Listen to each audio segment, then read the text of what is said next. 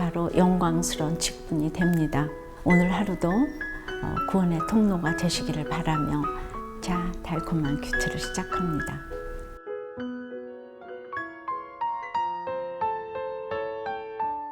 모퉁이의 머릿돌. 마가복음 12장 10절과 11절. 너희가 성경에 건축자들이 버린 돌이 모퉁이의 머릿돌이 되었나니 이것은 주로 말미암아 된 것이요 우리 눈에 놀랍도다 함을 읽어보지도 못하였느냐 하시니라.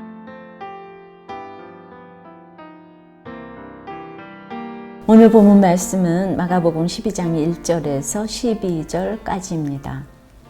하나님 아버지, 오늘 말씀을 통해 모퉁이의 머릿돌로 다시 태어나기를 원합니다. 말씀하여 주시옵소서. 듣겠습니다. 오늘 예수님은 예수님의 권세를 의심하는 대제사장과 서기관, 장로들에게 포도원의 비유로 말씀하십니다.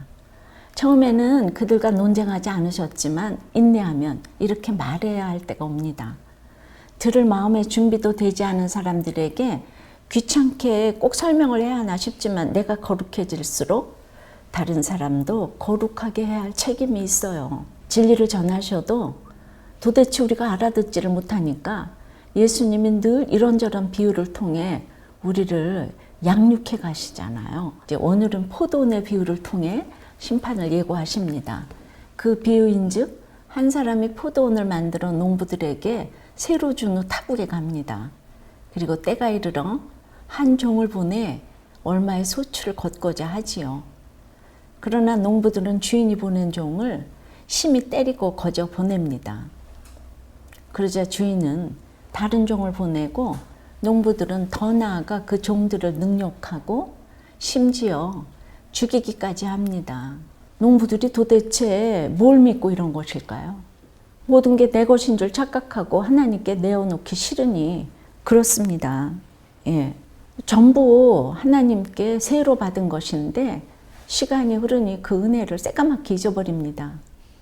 주님이 주신 재능과 재물을 내 것인 것처럼 착각하고 밤낮 그것만 부둥켜 안고 지키려 하니 사람을 때리고 능욕하고 죽이기까지 하는 것입니다. 이 비유에서 포도원 주인은 하나님을, 포도원은 이스라엘을, 농부는 유대 지도자들을, 종들은 선지자, 아들은 예수 그리스도를 의미합니다. 우리가 다 포도원의 농부입니다. 주님의 청지기로 하나님이 주신 시간과 물질 능력을 가지고 구원의 소출을 내야 하는데 하나님이 맡기신 모든 것을 나의 유익과 야망을 위해 사용하고 사람을 때리고 능욕하고 죽이기까지 하며 불의하게 지키려 해요. 주님 보시기에 악한 농부가 따로 없습니다. 그러니까 우리 생각해 보셔야 돼요. 하나님께서 나에게 맡기신 포도원은 무엇입니까? 자식도 있고 재물도 있고 맡긴 거 많겠죠, 그죠? 그 포도원에서 나는 소출을 하나님께 잘 드리고 있습니까? 내가 하나님께 드리기 아까워하는 것은 무엇인가요? 농부들이 계속해서 자신이 보낸 종들을 능욕하고 죽이자 포도원 주인은 마지막으로 자신의 사랑하는 그 아들을 보냅니다.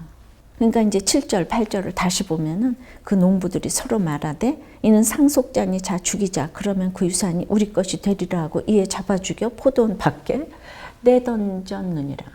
지은 죄에도 불구하고 수없이 용서하시고 포도원을 계속 맡기시려 하는데 도리어 포악을 부리며 예수님을 죽이자고 한 농부가 바로 대제사장과 장로들이며 바로 우리들입니다.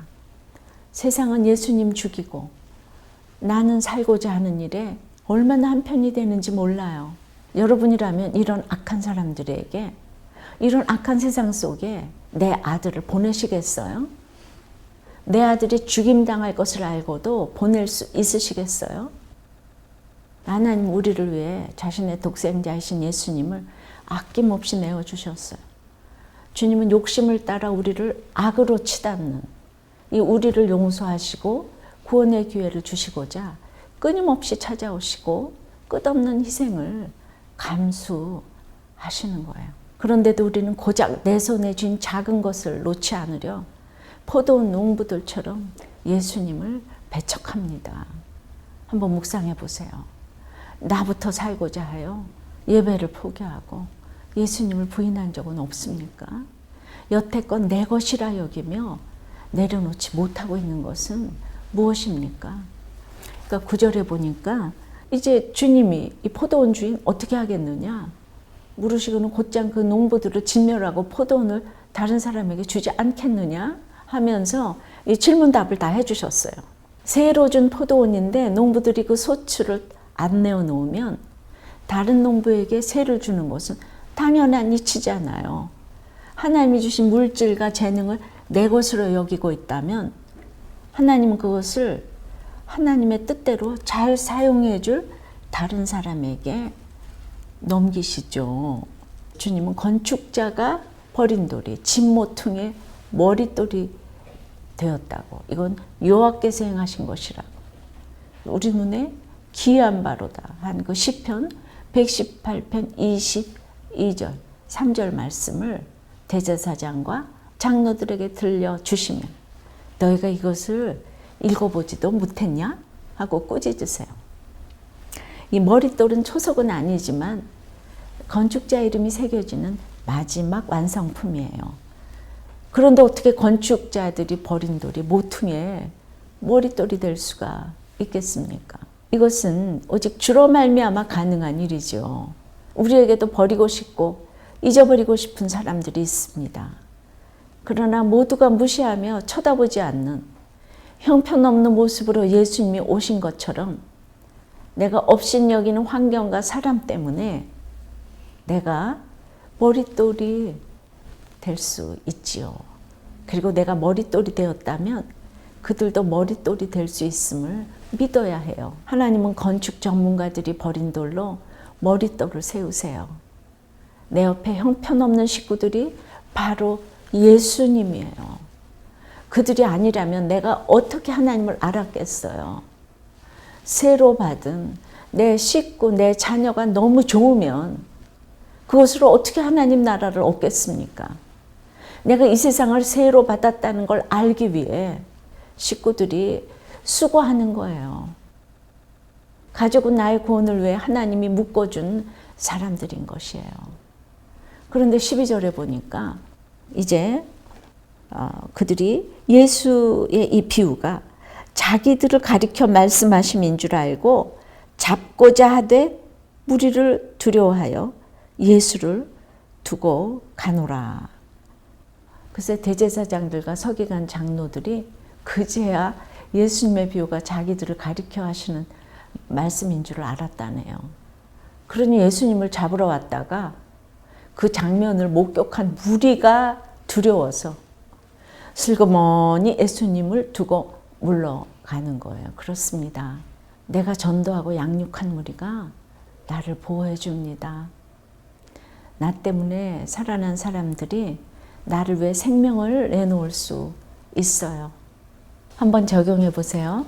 머릿돌로 세우기 위해 내가 기다리고 인내해야 할 버린 돌 같은 지체는 누굽니까? 나는 누구를 가르치는 일에 관심이 있나요? 생명 살리는 일에 관심이 있나요?